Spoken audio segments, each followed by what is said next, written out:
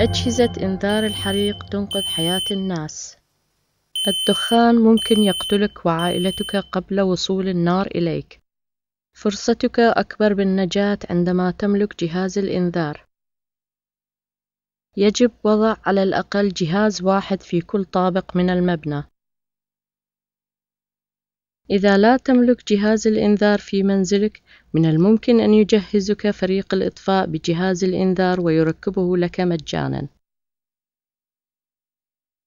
حتى لو كنت تملك جهاز الإنذار، من الممكن أن تستفيد من فحص منزلي أمين والحصول على أجهزة أمان مجانية إن كنت في حاجتها.